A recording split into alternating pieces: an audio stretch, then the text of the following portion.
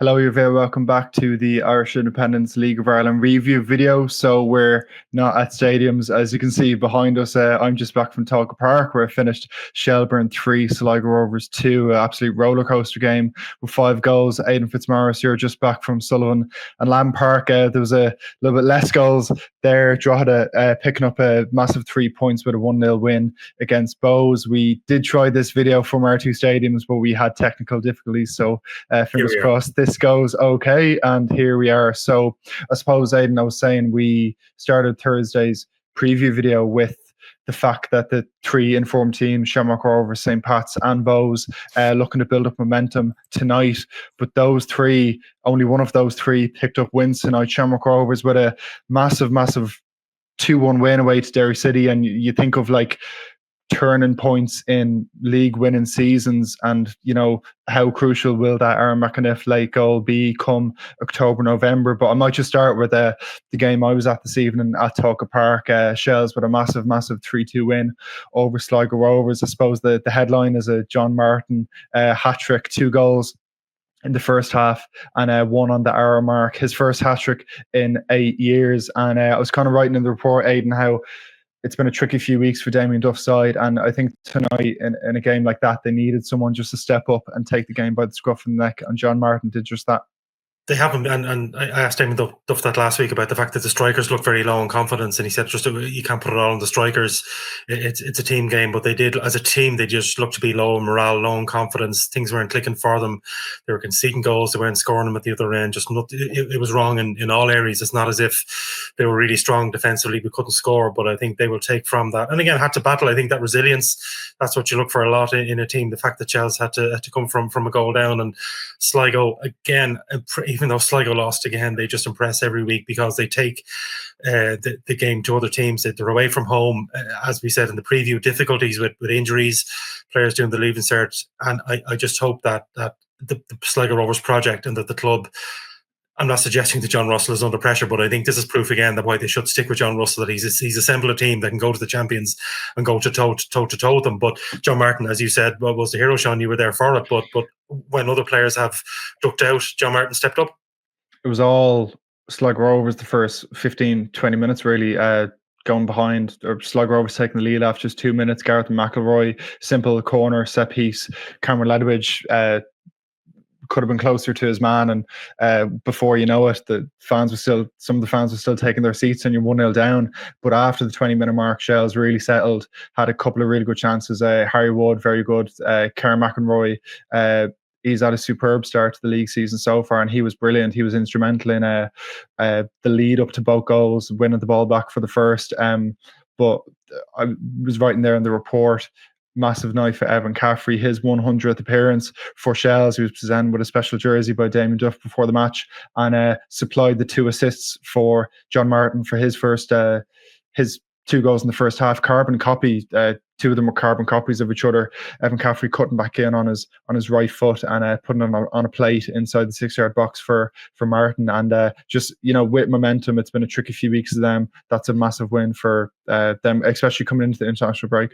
But I think you were at the game, I wasn't, but I think we should also mention the goal from Elding, which I just saw the clip, Screamer. But it looked like sensational. And that's a goal that's going to be played. So an early contender for goal of the season.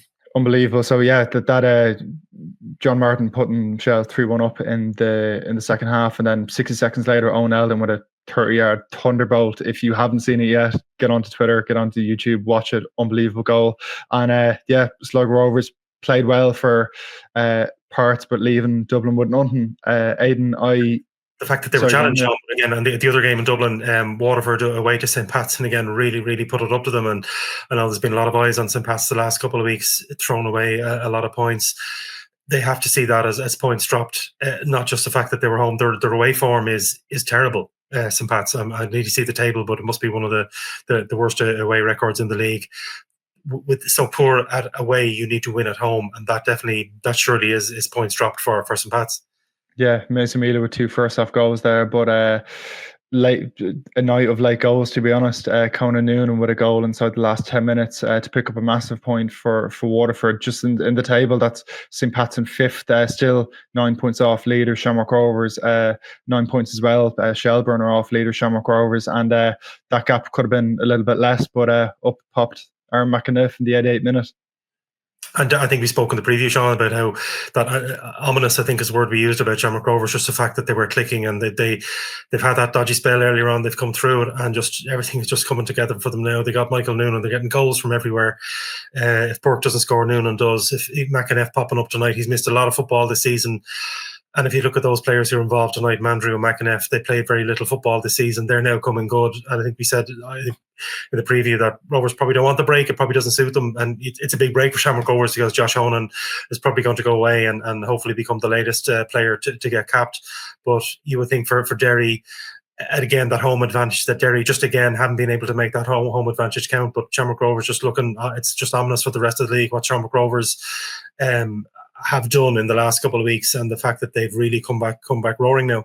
And you look at Derry City from their point of view, Danny Mullins putting them 1-0 up in the 65th minute, and you see that out, and that's a massive point swing. But now Rovers are 6 points ahead of second place Drogheda, and I know you're just back from Sutherland Park.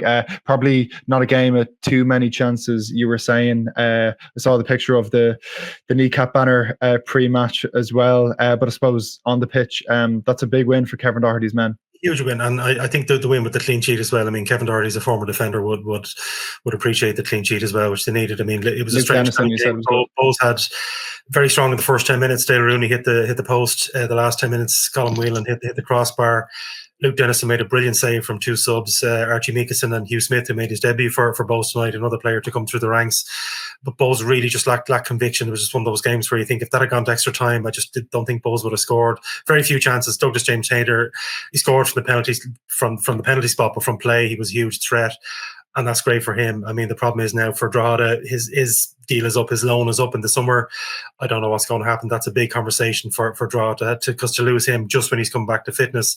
But for Drogheda, they're up to second, I think. I need to check the table. I think they're up to second. But that the win to beat Bows, the second time they beat Bows this season, and with a clean sheet. So that they've Waterford next week. And Drogheda will be in a good place going into the break. I'm just finishing off, Aidan. It's been a tough few weeks for Galway United results wise, but picking up a big 2-1 win over Cork City and a night of late goals. McCormick with a goal 5 minutes from the end, and that'll bring a bit of momentum back to John Caulfield's men coming into the break. They needed that. They really had lost momentum, and what made them so strong earlier on, resilience, strength, very strong at home. Their home record really had been tested the last few weeks. I think the fear always for Galway is, where they get the goals from. If Dyer doesn't score, who else is going to get them? So Conor McCormick, who's only come into the team in the last month, he's been injured he missed all of pre-season in the first few weeks. So if Conor McCormick doesn't score many goals, but that was an important goal from Conor tonight. And I suppose just more trouble for Cork. You just wonder where Cork are now. New Jared Nash has come in, a strong show against St. Pat's last week, but didn't get the points. Had moments tonight in Galway, but didn't get the points. You would fear a little bit for Cork now. Well, it's yet another Friday night when there's just talking point after talking point after talking point. But for now, Aidan, I'll leave you there. Thanks very much for watching, and you can follow all the latest League of Ireland reaction across the weekend on the Irish Independent.